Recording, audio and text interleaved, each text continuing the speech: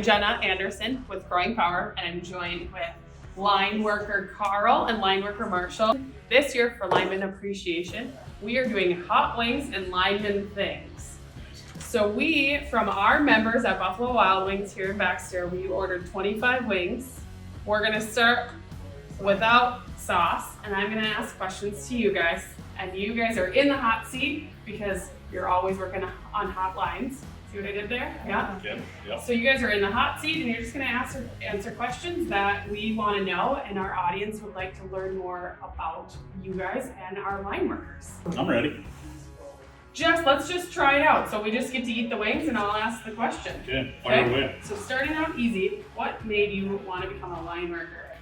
Was that always the plan, or did you end up here by chance?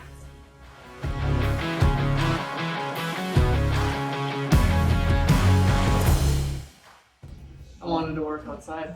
That was it, pretty much. I like not being on the same job every day, Yeah? which is pretty Exciting. entertaining. Yeah. Why did your brother want to become a line worker? Same thing. I think we both, kind of played off of each other. It's almost like you think alike. Marshall is a twin, Yeah, and twin brother. his twin brother is a lineman. Where? North Itasca. North, yeah. Big Fork, Minnesota. Yes. All right, Carl, how about you? You know what? I graduated from school, I wanted to be a lineman, but there was a 2-year waiting list when I was going to get into line school. Sure. So I was like, I'm not going to sit around and try something different. So I went to St. Cloud, down to St. Cloud Tech College for a little while. And they had this program, this environmental science program. Okay. So I started this program and they talk you into it. They're like salesmen, they get you into this program. It's the greatest thing ever. And here to end up being is dealing with all like water and wastewater. And I was like, oh, okay. I thought it was going to be more like outdoorsy, kind of like DNR stuff, things like that. So then we had to do an internship and then at a wastewater treatment plant. So I found one in Little Falls down there. Yeah. And you're just an intern, so they had you doing just the worst jobs ever. So they had the storm tank that filled up, and I had to clean out this storm tank with a fire hose. And as I was cleaning the fire hose, I'll never forget this. I had the thing over my shoulder, and I'm spraying this tank down with God only knows what in this tank. And I remember, I'm like, We're eating wings right now. I know. And I remember just saying, I'm like, this is not for me. I'm spraying the tank down. And that night I went and called Wadena again to make sure I was on the wait list. And that was it. I'm like, I'm not using this degree, or I'm not doing this at all. And the next year, I went to Wadena, did the line course, and then got a job right out of school right here. Right here. Yep. Okay. Like, what? A little bit. It's the ones that get you in 2 minutes that I'm a little nervous about. What's the most challenging job or storm response you've been a part of, and what made it so hard? In the last couple of years, we've had a lot in our Brainerd Lakes area.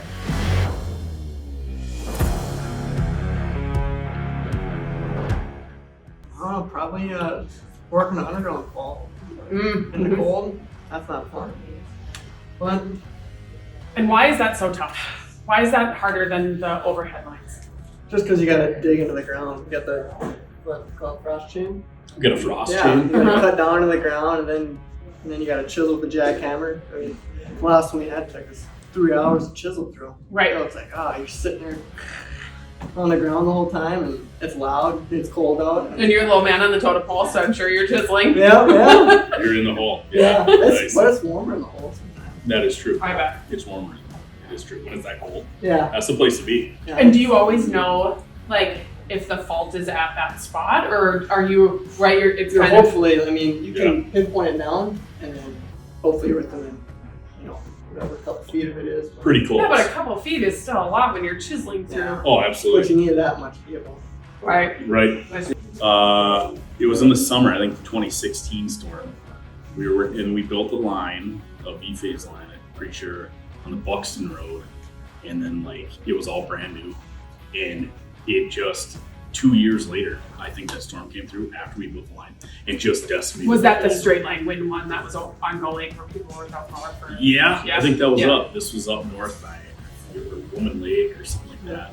And me and another guy that works out of Brainerd went up there with 2 digger trucks and 2 contractors. And it was we were on that road for like 3 or 4 days, just on that same road, replacing poles, putting up wire, and it was hot and muggy. And I think about that one, and that one was brutal. That makes you want an office job. That one sometimes. was brutal. I remember the mosquitoes. It was so humid out, and just nothing but sweating, and that one was nasty. Yeah. That one stands out to me because I think it was like day 1, you're there. Day 2, you're there. We got to go back up to that road again, and then all of a sudden it's like, okay, hopefully this is the last day. We got to go to the exact same spot again, and we did it. I mean, we got it back on.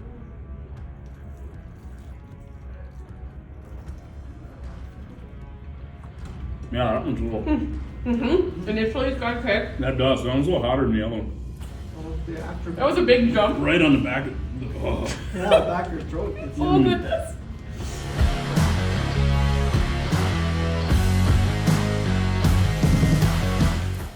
Every job has a little chaos. What's the wildest or funniest thing that's happened to you on the job?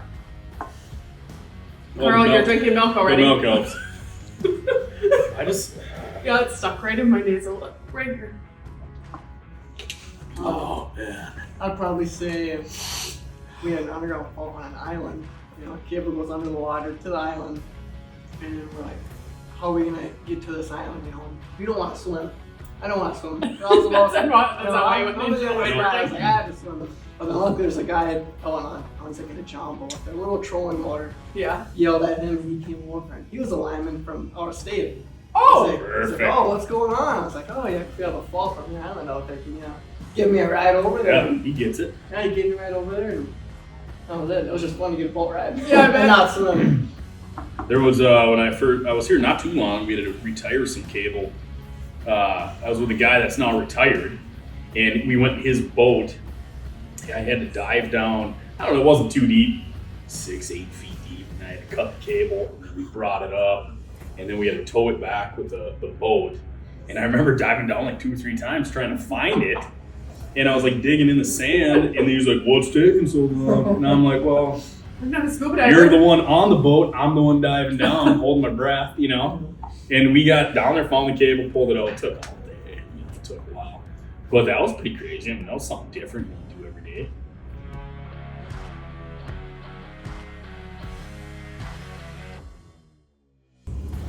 You're in a bucket, 50 feet in the air, which I'm guessing is not super high for you guys. Right? That's about the size it Is gets. that Yeah. okay? Yep. So you're 50 feet in the air, in the middle of a snowstorm. What's going through your mind? There's no mosquitoes. That's what I like. Right. You have such a positive spin on everything. And at night when you're working, we got these halos on our headlamp, and it's it's light all around us. And I just remember the one time I was up in the bucket, and I just got swarmed with mosquitoes and gnats. I was breathing them in. I couldn't. I had to turn it off. The guy on the ground had to use the light for me. I was like, I can't do it anymore. Sure. Yeah. That's a good thing to go through your mind, I suppose. You gotta stay positive and stuff like that. Oh yeah, it could always be worse. Could always be worth. I always say, at least it ain't raining. Or kind of pretty, isn't it? You say that? I don't know. But yeah, the snowstorms aren't as bad as you would think. That's a personal thing. Yeah. Not as bad to work in as you would think compared to the heat and humidity in the summer. So you guys would rather be cold. So you are up north line workers, not But you can down south. dress for the cold. Yeah. Yeah. Or at And least when it like gets give really me- hot, it's tough. All right, final one. We decided that we think that the second one we had is the hottest. This looks worse though, I don't know. This looks yeah. This is a little more kick than the last one. It does. It's like tangy. Yeah. I like it though. I like it. Looks good.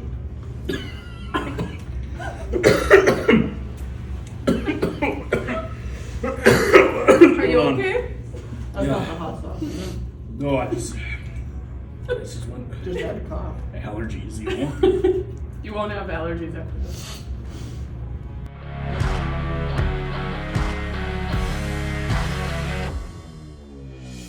If you could give one piece of advice for someone thinking about becoming a line worker, what would it be?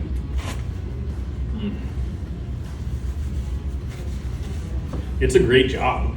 It really is. Go for it. You know? Give it. There's nothing wrong with it. It's a great job. Something different every day, really. You're outside all the time. Like where I work in a kind of down south a little bit in our area, and I'm from down there. So you see all these people you know, relatives, you know all the roads. It's a pretty nice setup. So I guess I've never sat behind a desk, so Yeah. it's something different every day. You see everything, you know everything that's going on, it seems like, in the countryside. Sure. You know what I mean? This guy's doing this guy's building this guy's doing this, and you just kind of know. You were And like that's the kinda source of nice. information in Yeah. the community. And then people are like, well, how do you know? You're like, well, I drove by yesterday. Because I'm and Carl, the lineman. we happened to drive by. I saw that, you know. But yeah, go for it. It's a great job, really. I like it. Yeah, I'm glad I did it. Yeah. I'm glad I got a brother that does it too, just Yeah. so we can kind of compare the two different co-ops. You know, not compare the co-ops, but like as far as like the work that we do, Sure. because he's 2 hours north of here, so Yeah. he sees a lot of stuff that I don't see. And Sure. So it's fun to see that, but I would definitely do it. Okay, technically, I'm asking one more question, but it's more of a, now that your mouth's on fire, let's end on a sentimental note. What does it mean to you to be a line worker at Crowing Power?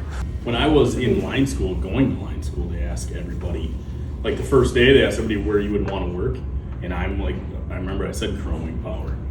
And that was kind of, and then I got in here, so it was kind of a nice setup. Nice. Because my parents have been a member, obviously, my whole life. We live in the same spot. So it's just nice being around the community, people you know, and having a good job. You know, Crowing's a pretty good spot, so I can't complain. Yeah. To tell you the truth. I could see when I was in line school, and I got offered the job, and a lot of people, wow, you got into Crowing Power. It kind of seems like it holds its standards, so it was kind of cool to be working here. That's awesome. I love that.